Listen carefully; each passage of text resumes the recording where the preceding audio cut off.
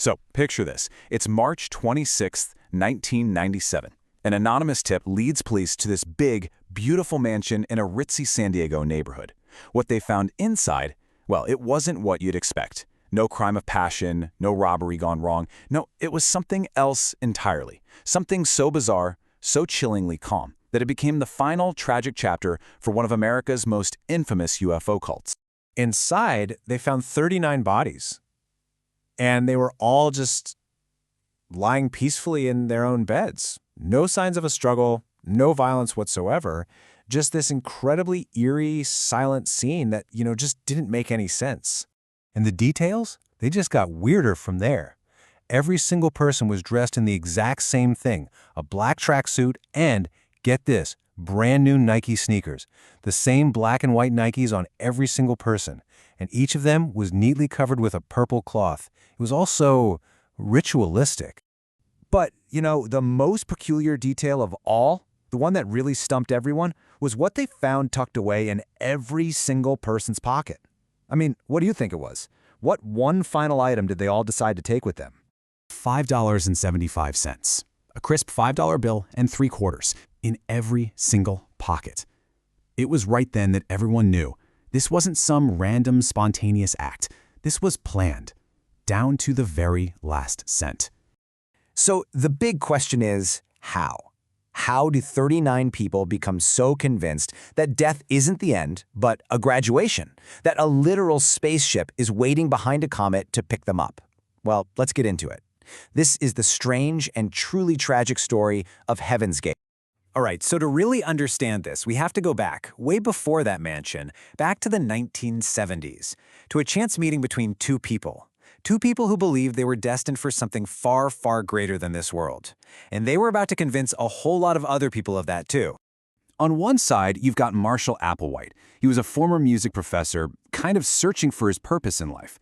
On the other, there's Bonnie Nettles, a nurse who was deeply into theology and prophecy. And when they met, something just clicked. But they didn't think, oh, we're soulmates. Nope. They decided they were something much more, like celestial beings sent to Earth on a divine mission. They actually came to believe they were the two witnesses from the Bible's book of Revelation. But here's the sci-fi twist. Their trip to heaven wouldn't be on clouds of glory. Oh no, they were going to get picked up by a spaceship. In their view, God and the angels, they were just really, really advanced aliens. Okay, so with this wild new cosmic theology locked in, they hit the road. They needed to find their flock, right? People who were ready to just leave it all behind. And you won't believe how quickly it all happened. So Applewhite and Nettles, who by now were calling themselves Do and T, created this unique doctrine. It was this crazy blend of Christian end-of-the-world stuff, New Age spirituality, and a whole lot of UFOs. The basic pitch was this.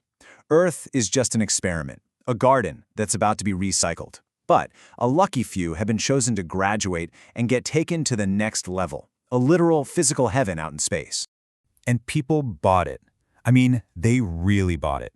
After just one meeting in Oregon in 1975, 25 people, poof, they quit their jobs, left their families, walked away from their entire lives to follow them. I mean, just like that, gone.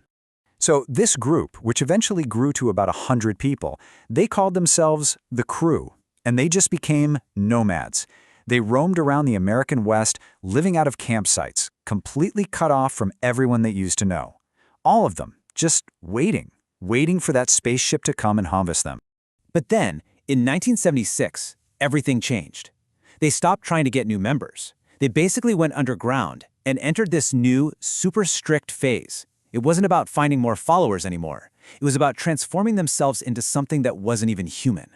Life in the group became this intense classroom, and the goal was to shed every last bit of your human identity. You had to give up all your possessions, you were forbidden from talking to your family and friends, everybody wore the same simple clothes, got new names, and even tried to erase their gender. They were literally trying to become new beings, ready for that next level. And the lengths they went to were extreme. To completely eliminate sexual desire, which they saw as a major human weakness, 8 of the male members, including Applewhite himself, traveled to Mexico and were voluntarily castrated. That's the level of commitment we're talking about here. So for more than a decade, the group lived like this, totally isolated, just waiting. But then, in 1985, a major crisis hit, something that completely shattered their beliefs and forced a dramatic and ultimately fatal change of plans. And here was the huge problem.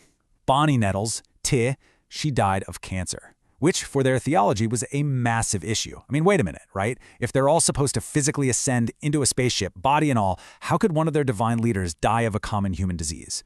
Her body was still right here on Earth. So Applewhite adapted. He just revised the doctrine. Suddenly the teaching was that Ty's spirit had gone on to the next level. The human body? Oh, that was just a temporary container, a vehicle that you had to shed to get on board the spaceship. And this was a critical, fatal shift. The idea of leaving your body behind was now central to everything. Then in 1995, they heard it. The sign they'd been waiting for.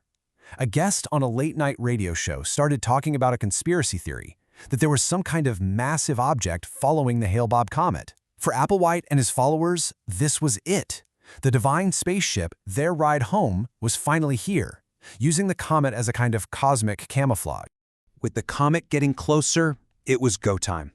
The group began their final preparations.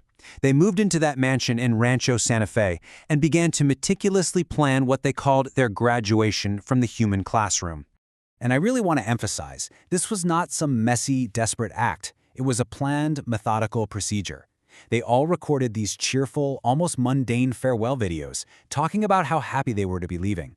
Then, in 3 waves over 3 days, they consumed a deadly cocktail. And the eeriest part? The members who were still alive would tidy up after each group, preparing the bodies before it was their turn.